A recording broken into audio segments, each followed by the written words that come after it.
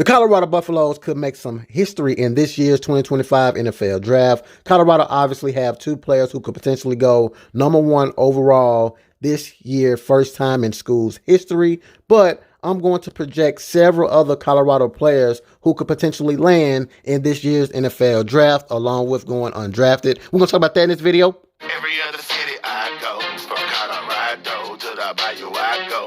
Y'all know the motto, get a info I know. My people know it's Mad Dog TV, let's go. To every other city I go. From Colorado to the Bayou I go.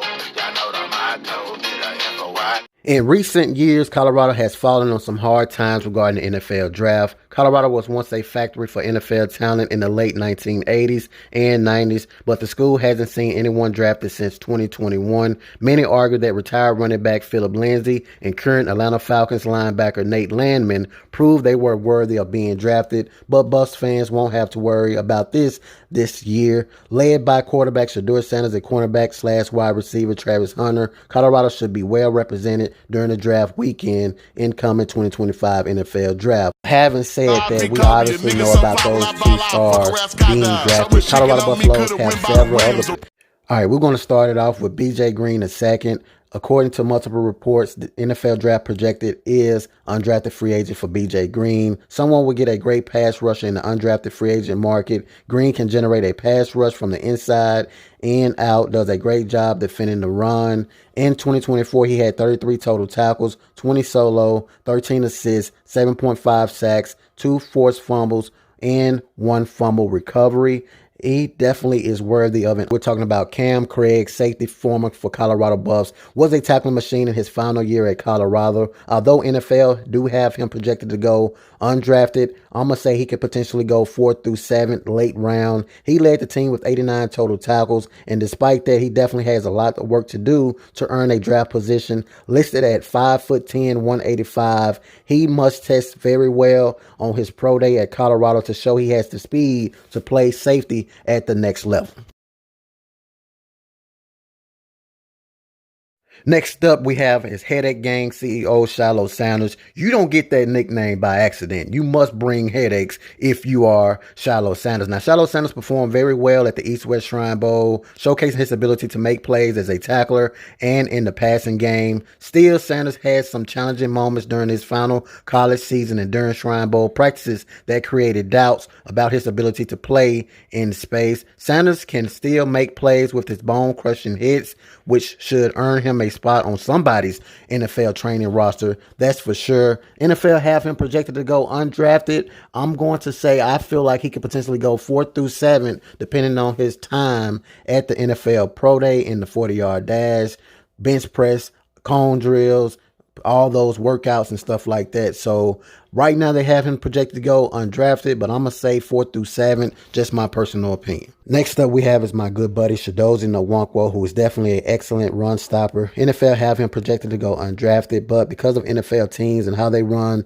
their practices, Nwankwo probably won't get a chance to showcase that until the game lights come on. If Nwankwo receives a training camp invite, I believe he's a dark horse to definitely make a 53-man roster, hands down. Look out for teams like the Philadelphia Eagles, 49ers, Rams, teams that really need a defensive run stopper. Shedeur Sanders is him. Take a listen to hear what this opposing offensive lineman had to say when he faced off against Shedeur Sanders. You know, that's a good front.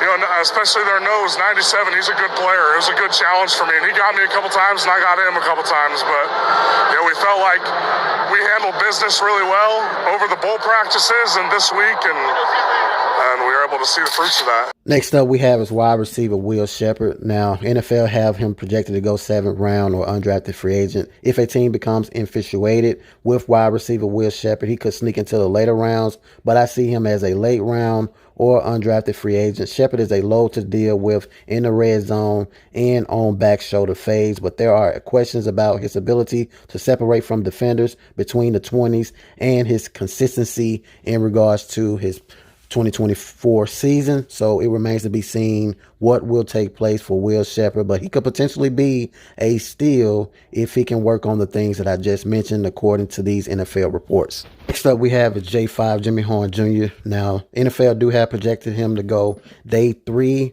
rounds 4 through 7. Speed is the name of the game in the NFL, and Jimmy Horn Jr. definitely have that. While he dealt with injuries during his time with the Buffs, Horn was an explosive option in the receiving game when he's healthy, showcased that ability to be a dangerous in the return game. Most outlets tab Horn as an undrafted free agent player, but someone will make him a 5th, 6th, or even a potential 4th round pick when he runs a 4.3 40-yard dash at the scouting combine, especially after a very impressive Shrine Bowl practice and camp from Jimmy Horn Jr.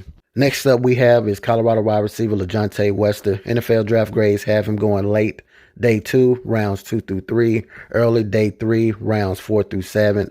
I hope the current draft grades hold out on Lajante Wester because he will be an absolute steal on day 3. Wester is an excellent receiving option and can make plays in the return game. He is my pick to fly up the draft boards after he performs well at the NFL scouting combine. His performance on the field at the East-West Shrine Bowl allowed him to be able to participate at the East-West Shrine Bowl, and I feel like the ceiling is continuing to climb for the young promising wide receiver Lajante Wester.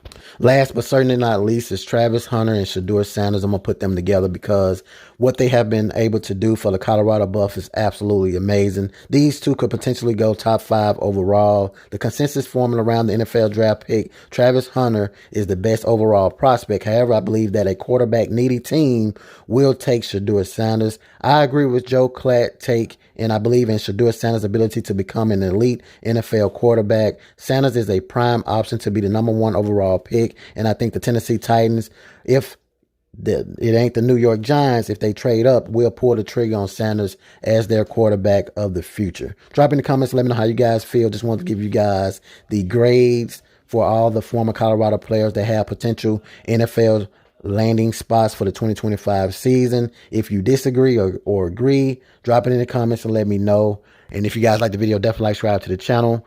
Turn on the post notification bell. That way, every time I upload a new video, you guys will see it. Until next time, peace.